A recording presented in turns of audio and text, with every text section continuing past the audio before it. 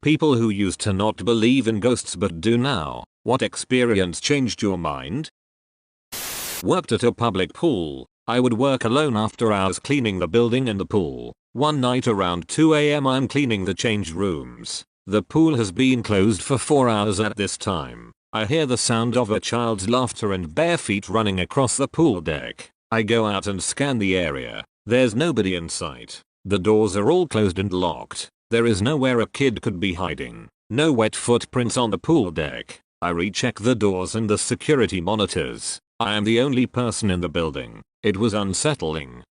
My girlfriend's grandfather's ashes were on a little shelf in the living room, right next to a very solid heavy angel statue. Well, one weekend she and I are fooling around on the living room couch, and out of the corner of my eye, I see the angel statue fly off the wall, accompanied with a deep grunt. Now when I say this thing flew off the wall, I'm talking 7-8 feet of air before landing on the hardwood and leaving a dent where the wing hit. Even if this thing had fell off the wall, it would have dropped straight down, not soared with force. Well, we both stood there in shock, and I whispered if she had heard the grunt as well, to which she agreed. So we both booked it for the day. Well, that night at dinner we told her parents what happened, leaving out the naughty bit, and Megan's younger sister burst into tears saying she had seen a dark figure at the foot of her bed the last couple's nights but didn't want anyone to think she was crazy. Grandfather that died had mental health issues that caused a lot of pain. Well, after that day I was a believer.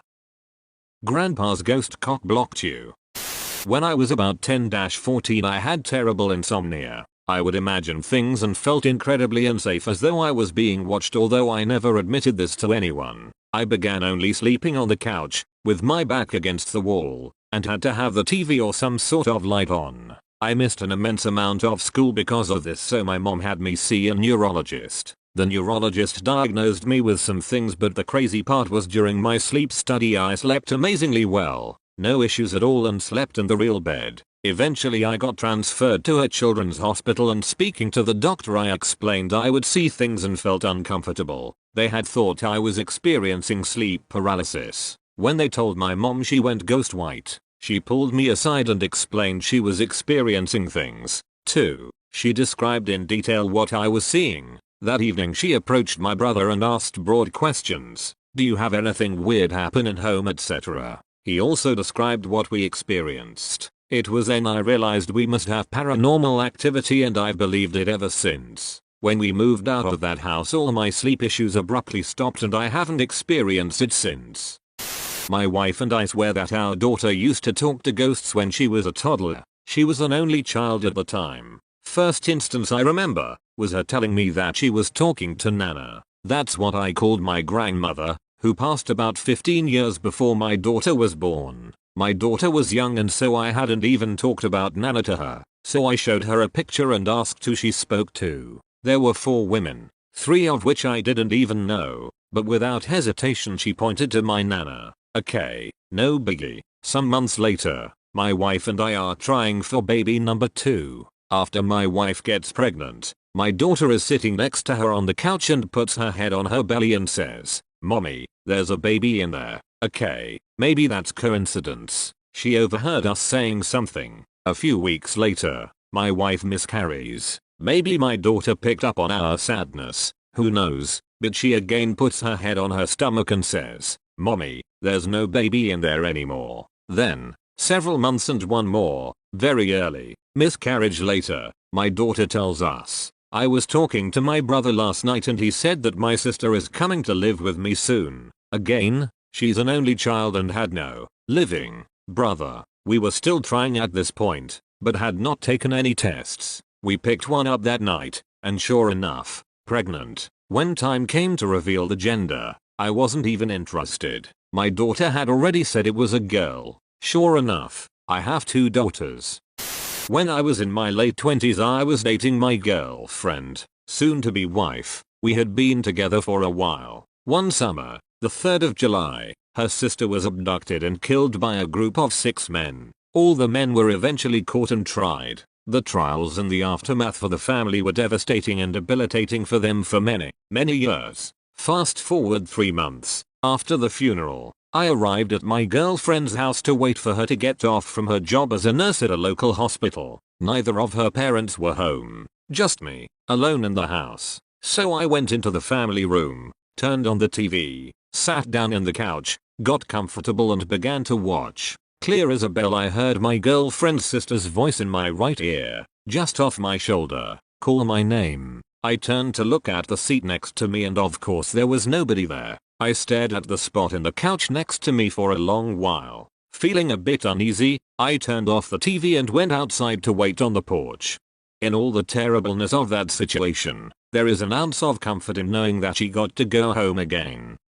I was always on the fence about ghosts because there was no scientific evidence of them being real and I was going through a big question phase with religion afterlife at the time anyway. But my family moved into an old farmhouse when I was 12. This was a very old farmhouse with a build date around the Civil War. The original owner's name was still on the old barn out back and we found numerous old antiques built into the walls when we completely renovated the place. A few odd and end things happened after we first moved in. But distinct things started happening to myself after I turned 16, but never to my sister until after she turned 16 too. The most prominent memory I have. The upstairs consisted of 2 bedrooms. One bedroom was the room at the top of the stairs. The second bedroom was in a separate room just to the left of the top of the stairs. I had the private room and my sister's room was the landing. When someone walked up the stairs it was very distinct. You could hear each individual step and the creaks got louder as the person approaching got closer. So one night I am sitting on my bed watching TV or something and I hear my sister come up the steps and go lay on her bed, so I start talking to her. When she doesn't answer me I get annoyed and go into her room to figure out what her problem is. Only she is not in there. My mind was blown because I know I heard her. I call for her and she had been downstairs the entire time. We never felt threatened, but it did seem that this entity liked picking only on women. Even my mother, who absolutely doesn't believe in ghosts, had to admit some odd things had happened. I think the funniest thing was having my ponytail pulled while I was doing the dishes. I don't know why it was so funny. It just cracked me up that whatever it was felt like playing with my hair. I'm still not sure if I believe, but there have been some weird things in my life that I can't explain. When I was 5 years old, I woke up in the night and my grandma was standing at the end of my bed, wearing a teal blue skirt and a matching blouse. I remember that it was summer and the sky was still light but not light enough for me to read, so I guess it was about 9 p.m. I sat up, she put her finger to her lips and I rubbed my eyes a couple of times, 'cause sleepy, and when I looked back she had gone. I just snuggled back under my covers thinking how nice it was to see her because I hadn't seen her for ages and I hoped she would still be there when I woke up. Next morning, my house was eerily quiet. My mum was in a worse mood than normal, but she had been crying, so I asked her what was wrong. My grandma died the night before. She had been crossing a road after her bingo turned out, at 8:30 p.m., about 60 miles away from where we lived. She had a massive brain hemorrhage in the middle of the road and didn't even make it to the other side, let alone to my house 60 miles away. She was wearing a teal blue skirt and matching blouse. Most of my family is extremely religious and believe in ghosts wholeheartedly. Most of them claim to have seen something paranormal at some point in their lives. I wasn't very religious, and I always thought to myself, if I haven't seen it, then it's not real. That changed during my senior year in HS. I was dog sitting at my great aunt's house while she was out of town for a few days. A little after midnight, I'm watching a movie and my aunt's dog starts barking like crazy and runs up the stairs at full speed. The dog was small, but fierce. Suddenly, I clear as day heard a gravelly voice at the top of the stairs say, "Bad doggy." The voice was deep and masculine. I went upstairs because I was certain nobody else was supposed to be there. I looked around and there was nobody in sight. The dog was still barking at something that I couldn't see. She was just barking at an empty hallway. That's when I heard footsteps walking away from us down the hall and into my aunt's bedroom.